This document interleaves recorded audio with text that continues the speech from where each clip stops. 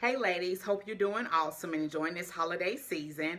This month, I want to talk to you about the two major mistakes single ladies make in dating. So before I even start, I am in no way trying to come off as if I did an awesome job when I was dating and I just made all the right decisions. I did not. Okay? And that's why I do these videos, because I really want to help you to hopefully prevent you from making some of the mistakes that I made, and hopefully you'll do a better job, okay, with it when it comes to dating, because I definitely messed up and did some things as well. But hopefully you'll learn from this. But I definitely think these are probably the two main things I saw myself doing when I was dating. Also, I see other friends and some followers have told me about it as well, okay? So number one, you get focused more on your goal of getting married than your desires and need and what you want in a mate. What this looks like. Okay, so everybody talks about you should have goals and get your vision board and all of the stuff, and you should. I'm not in any kind of way saying that you shouldn't know what you want in life, because a big part of dating and meeting a mate and getting married is that you need to know what you want in life and what you desire. However, when it comes to dating and marriage, let me tell you where we get messed up in this, okay?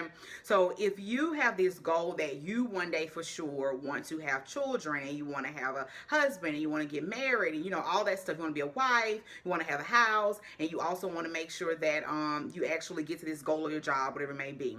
So since though your goal is to get married one day, that obviously involves another person.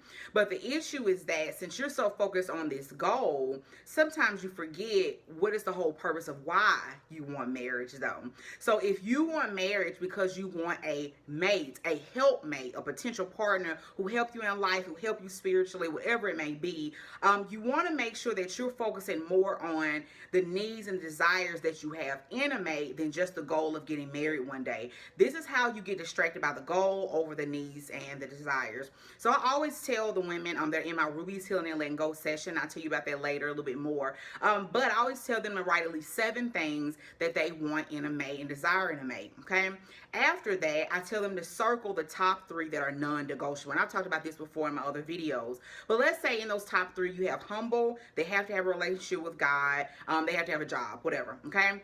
So those are the 3 things you want. Now, in the midst of you knowing that these are things you desire and need and want in a mate, you still have this goal in mind, though, that you want to get married. This is where the problem comes in. You meet a guy, he doesn't have some things on your list. Okay, and he also does not have some of the main things on your list that you really care about, that are your non-negotiables. However, he is on the same wavelength when it talks about as far as how you want to be pursued, how you want to be courted, and the fact that you want to get married and have kids. He's talking your language when it comes to that.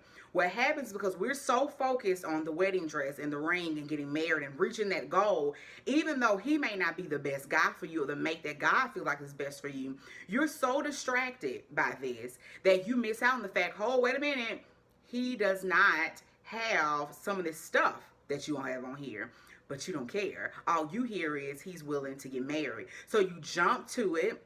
You get in a relationship with him and things are coming up that you're not really feeling, but he wants to get married and that's all you care about. Ladies, when you are dating people, there is literally no rush in getting to an altar.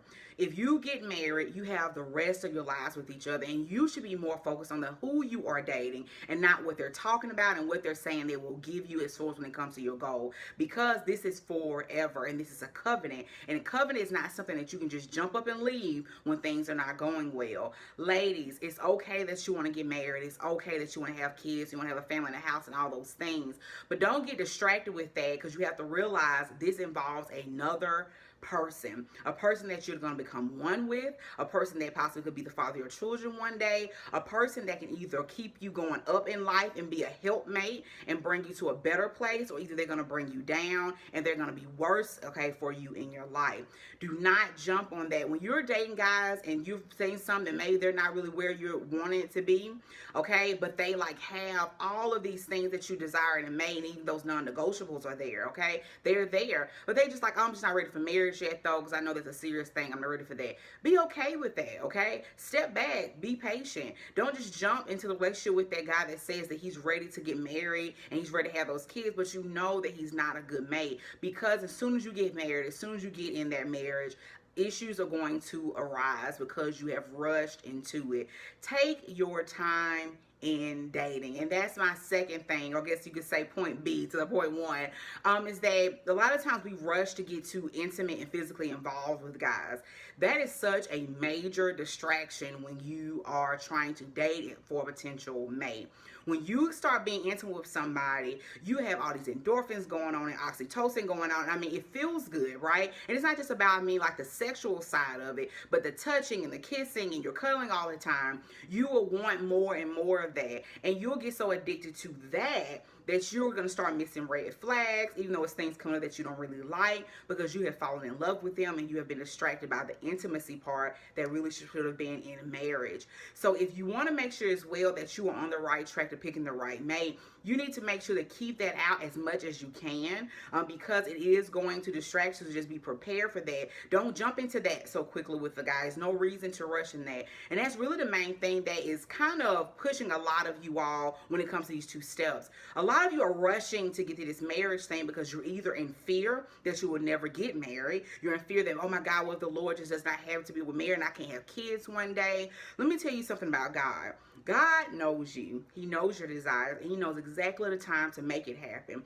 It seriously is a blessing in singleness, and it's a blessing in marriage, but it's also sacrifices in both too. And it's a huge struggle as well in both of them. When you are married, that is a reflection of Christ's love for the church, and the enemy comes to attack immediately. And when you're in a marriage, it takes a lot of work on both ends. It takes a lot of prayer on both ends. It takes a lot of intentional seeking God together so you can stay together. I suggest, this is my charge for you at the end of this video, I want you to talk to at least 3 Christian couples about their journey in marriage.